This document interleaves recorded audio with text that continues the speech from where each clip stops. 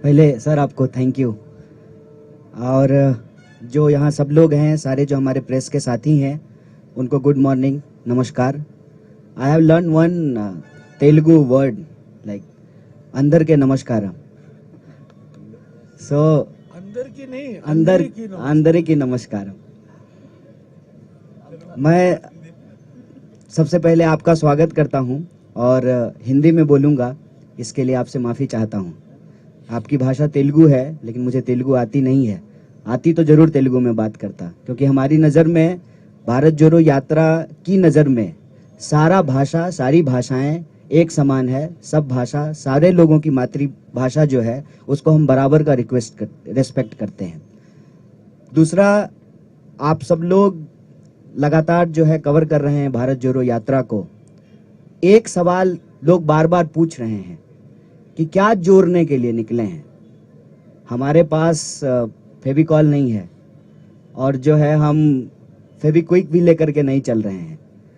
भारत जोड़ो यात्रा का जो मैसेजिंग है, उसमें सबसे पहले ये सवाल खुद से पूछना पड़ेगा कि आपको, आपकी कोई ऐसी चीज है जो टूटी है। ये सवाल जब आप खुद से पूछेंगे तो इसका जवाब आपको मिलना शुरू हो जाएगा कि भारत जोड़ो यात्रा में हम क्या जोड़ने के लिए निकले हैं। मेरे ख्याल से कोई भी नौजवान इस देश का जिसके पास सारी डिग्रियां हैं, वो इंजीनियरिंग किया है, एमबीए किया है, पीएचडी किया है, तमाम टेक्निकल एजुकेशन लेने के बावजूद जब वो अपना सीवी लेकर के जाता है और नौकरी नहीं मिलती है, तब उम्मीदें टूटती हैं उस नौजवान की, उस नौजवान के गर्लफ्रेंड की या बॉयफ्रेंड की, उसके माँ बाप की, उसके दोस्तों की। और ये जो उम्मीदें टूट रही हैं ना बेरोजगारी के चलते, उस उम्मीद को जोड़ने के लिए हम निकले हैं।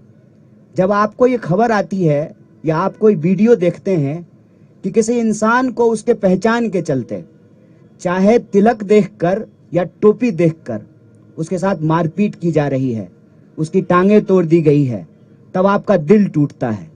उस टूटे हुए दिल को जोड़ने के लिए निकले हैं। इसमें हमको कोई कंफ्यूजन नहीं है। सरदार वल्लभ भाई पटेल कांग्रेस पार्टी के नेता थे, कांग्रेस पार्टी के प्रभावशाली नेता थे। उन्होंने इस देश को और कांग्रेस पार्टी ने ज्योग्राफिकली भारत को जोड़ दिया है, और जब भी उसको तोड़ने की कोशिश की जाती है तो कांग्रेस पार्टी के नेता मजबूती से उसको निपटते हैं। कल हम लोग इंदिरा जी को याद करेंगे, चाहे जान गंवानी पड़ जाए। जमीन जो देश से जुड़ा हुआ है, कांग्रेस पार्टी को रहते हुए उसको कोई नहीं तोड़ सकता है। लेकिन जो ज्योग्राफिकली हमारा देश इकट्ठा है, वो इमोशनली भी इकट्ठा रहे। इमोशनली इकट्ठा होने का मतलब है कि हमारे पहचान के आधार पे, हमारे विचार के आधार पे, हमारे जिंदगी जीने के तौर तरीके के आधार पर, हमारी इकोनॉमिक कंडीशन के आधार पर, हमारी भाषा बोली के आधार पर कोई हमको बांट ना सके। और हम ये देखते हैं कि भारत में आज की तारीख में गरीब लगातार गरीब हो रहा है, और गरीबों की संपत्ति लूट करके 2-4 लोगों को मजबूत बनाया जा रहा है। तो यह जो अमीरी गरीबी की खाई है, उस खाई को हम पाटना चाहते हैं।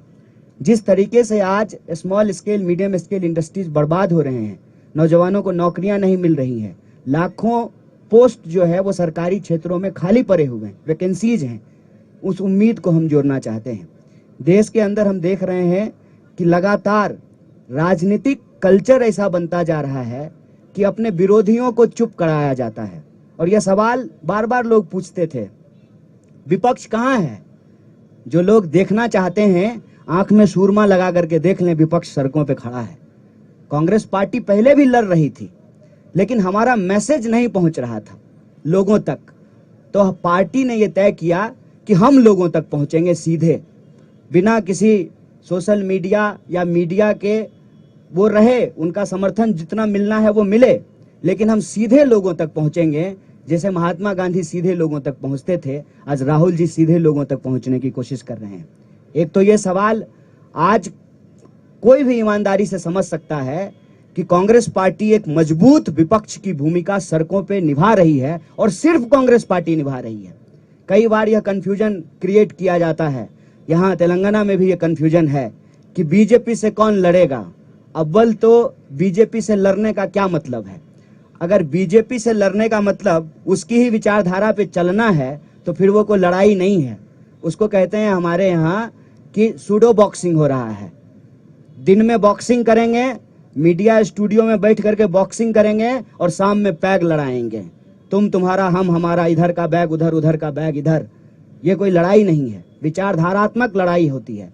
और इस देश में ये विचारधारात्मक लड़ाई है गोडसे और गांधी के बीच में। और इस देश ने हमेशा गांधी को चुना है, आज भी गांधी को चुनना पड़ेगा। और यह बात मैं आपसे ईमानदारी से साझा करना चाहता हूं, जो राहुल जी के बारे में परसेप्शन बनाया गया लाखों करोड़ों खर्च करके, और उस परसेप्शन के चलते जो हमारे दोस्त थे, जो उनके धूर विरोधी हुआ करते थे, वो फोन करके कहते हैं कि बहुत अच्छा काम कर रहे हैं आप लोग। ये परसेप्शन इतनी जल्दी बदलनी शुरू हो गई है, इसीलिए सत्ता में बैठे हुए लोगों की खलबलाहट है। और वो भारत जोड़ो यात्रा किस लिए हो रहा है इस पे नहीं बात कर रहे हैं, जूता पे बात कर रहे हैं, टी शर्ट पे बात कर रहे हैं, कंटेनर पे बात कर रहे हैं। तो उनको जूता, टी शर्ट, कंटेनर पे बात करने दीजिए। हम आपसे ये कहना चाहते हैं कि जब आज हमारी भारत यात्रा पांचवें राज्य में पहुंची है, 1300 से ज्यादा किलोमीटर जब हम चल चुके हैं, हजारों लाखों करोड़ों आंखों और चेहरों को जब हम पढ़ रहे हैं, तो एक बात हम आपको कह सकते हैं विश्वास के साथ, उदयपुर राजस्थान में जब कांग्रेस पार्टी के नेताओं ने, जिसको हम कहते हैं उदयपुर डिक्लेरेशन, ये निर्णय लिया कि हम भारत जोड़ो यात्रा करेंगे, तब वो निर्णय कांग्रेस पार्टी के नेताओं का निर्णय था। जब यात्रा की तैयारी होने लगी तब वो कांग्रेस पार्टी के कार्यकर्ताओं की यात्रा थी।